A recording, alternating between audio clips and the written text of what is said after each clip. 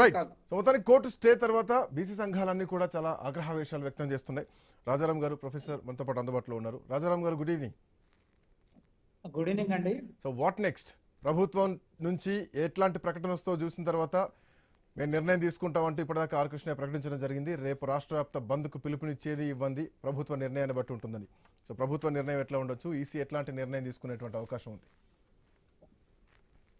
ప్రభుత్వం తనకు తానుగా ఇప్పుడు 42% రిజర్వేషన్ స్థానిక సంస్థల ఎన్నికల్లో అమలు చేసే పొజిషన్ లో లేదు. మొదటి పాయింట్. ప్రభుత్వం కనుక ఎన్నికలకు పోదలుచుకుంటే పాత పద్ధతులను పోవాల్సిన పరిస్థితులు ఏర్పడ్డాయి. అప్పుడు బీసీ సంఘాలు కానీ బీసీ ప్రజలు కానీ ఎవరు దీన్ని హర్షించే విధంగా లేరు. ఎందుకంటే మేము చాలా కాలంగా వాళ్ళకి ప్రామిస్ చేస్తున్నాము, బీసీలకి మీకు స్థానిక సంస్థలు ఈసారి ఇవ్వబోతున్నాము. అప్పటికి కూడా వాళ్ళు కొన్ని హింట్స్ ఇచ్చారు. మన వాళ్ళకి అర్థం కావట్లేదు.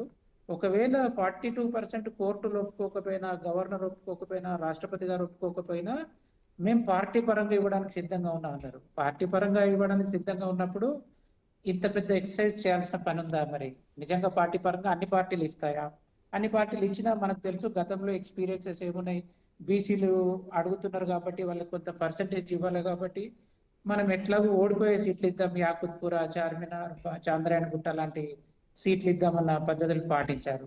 ఇందులో ఈ కేసు ఓడిపోద్దని 100% ప్రతి న్యాయ నిపుణునికి తెలుసండి. ప్రతి న్యాయ నిపుణునికి తెలుసు. ఎందుకంటే మొదట జీవో అనే దానికి మనకు నచ్చినా నచ్చకపోయినా గవర్నర్ సంతకం చేయాలి, గవర్నర్ గారు ఆమోద ముద్ర ఉండాలి. ఈ ఆమోద ముద్ర లేదు. ఆల్రెడీ దీనికి సంబంధించింది ఒక ఫైల్ రాష్ట్రపతి గారి వద్ద పెండింగ్ ఉంది. రాష్ట్రపతి గారు గవర్నర్లు మీరు తొందరగా మీరు నిర్ణయాలు తీసుకోవాలని సుప్రీంకోర్టు వాళ్ళ గతంలో ఆదేశించింది. అయితే వీళ్ళని ఆదేశించడానికి మీకు హక్కు లేదు అని సుప్రీంకోర్టు, వీళ్ళు ఈ రాష్ట్రపతి గారు ఒక కోర్టుకు మళ్ళీ అప్పీల్ చేశారు.